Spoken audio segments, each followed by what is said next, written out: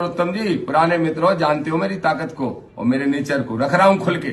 ये तीनों ट्रस्टी कौन है मेरे मीडिया के साथ ही पता कर लो। मुकेश गौतम कौन है आप जानते होंगे, अशोक गौतम कौन है, श्रीमंत मिश्रा कौन है आप बहुत अच्छी तरीके से जानते होंगे। ट्रस्टियों के नाम सुन लीजिए, मुकेश गौतम, अशोक गौतम, श्रीमंत मिश्रा। अब आप ही बताइए, ये एक परिवार के धर्म की दुकान नहीं खोली गई है क्या? कौन है ये तीनों ट्रस्टी? इसका नरोत्तम मिश्रा जवाब दे। कह रहे थे ना मीडिया के सामने रखें। मुख्यमंत्री जी से ये सवाल भी पूछा और साथ में अपील भी की और साथ में ये दस्तावेज भी लगाए हैं जिससे ये सिद्ध होता है कि वो जमीन सरकारी है। आज बहुत गंभीर विषय पे चर्चा करने के लिए आप सभी को मैंने आमंत्रित किया है।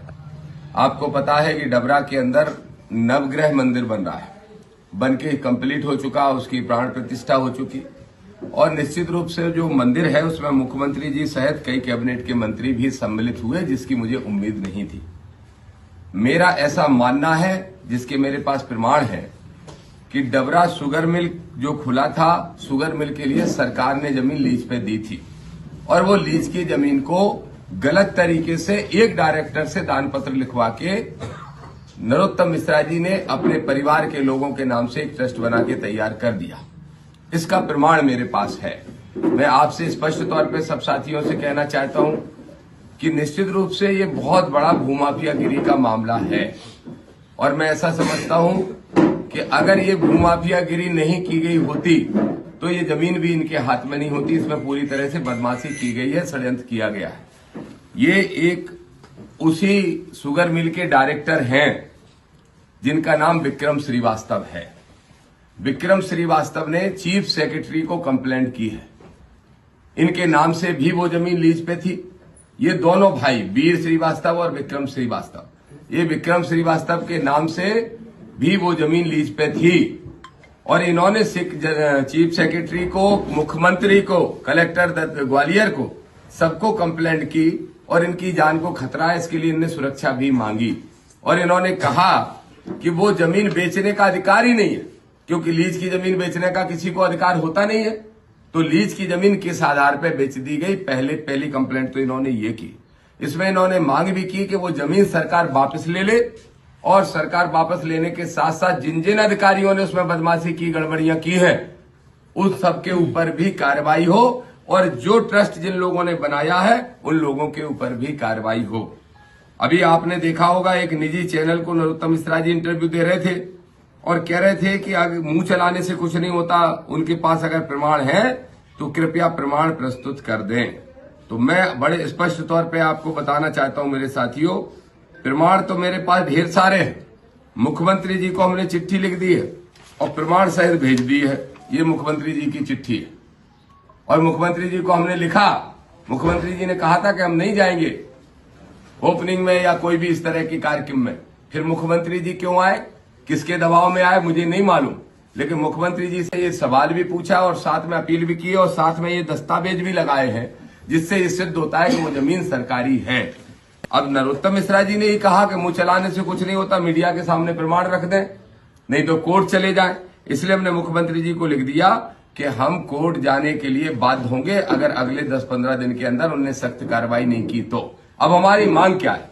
हमारी मांग है, पहले मैंने मांग की थी कि उसमें यूनिवर्सिटी खोल दी जाए, लेकिन चूंकि हमारे ही बहुत सारे साथियों का कहना है कि हमें धार्मिक स्थल को डिस्ट्रॉय नहीं करना चाहिए, तो अब हमारी मांग यह है कि चूंकि सरकारी जमीन पे नवग्रह मंदिर बना है तो सरकार उसका आधिपत्य ले ले, क्योंकि वो धंधे करने के उद्देश्य से और एक बड़े लालच से बनाया गया है। और जमीन जब सरकारी है, इसका प्रमाण हम दे रहे हैं, ढेर कागज हमारे पास है, तो सिर्फ मोहन यादव जी से और मध्य प्रदेश की सरकार से हमारी अपील है कि उस जमीन को, उस मंदिर को सरकारी आधिपत्य में ले लें, राज्य सरकार के अधीन वो मंदिर रहे और निश्चित रूप से धर्मस्व विभाग के माध्यम से कलेक्टर ग्वालियर उसका संचालक बने।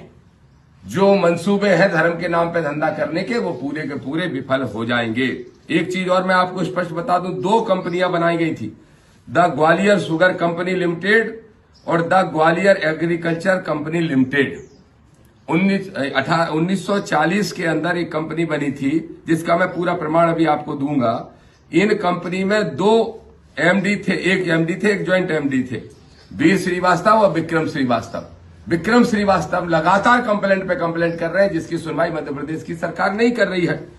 दूसरी बात यह है, जो दान दी गई प्रॉपर्टी है भगवान श्री परशुराम लोक न्यास ट्रस्ट है, भगवान श्री परशुराम लोक न्यास ट्रस्ट है, भगवान श्री परशुराम लोक न्यास ट्रस्ट, इसको दी गई कुल 3.61 एकड़ जमीन। इन ट्रस्टियों के नाम सुन लीजिए, मुकेश गौतम, अशोक गौतम, श्रीमंत मिश्रा। अब आप ही बताइए, ये एक परिवार के धर्म की दुकान नहीं खोली गई है क्या? कौन है ये तीनों ट्रस्टी? इसका नरोत्तम मिश्रा जवाब दे। कह रहे थे ना मीडिया के सामने रख रहा हूं नरोत्तम जी, पुराने मित्रों, जानते हो मेरी ताकत को और मेरे नेचर को, रख रहा हूं खुल के। ये तीनों ट्रस्टी कौन है मेरे मीडिया के साथ ही पता कर लो। मुकेश गौतम कौन है आप जानते होंगे, अशोक गौतम कौन है, श्रीमंत मिश्रा कौन है आप बहुत अच्छी तरीके से जानते होंगे। तो एक परिवार के लिए दुकान खोलने का काम किया है नवग्रह मंदिर के नाम से। दूसरा, एक और मंदिर के नाम जमीन दी गई है, लक्ष्मी नारायण मंदिर। इसके अलावा नवग्रह मंदिर, लक्ष्मी नारायण मंदिर के अलावा विक्रय की गई है बहुत सारी जमीन, जबकि विक्रय वर्जित है।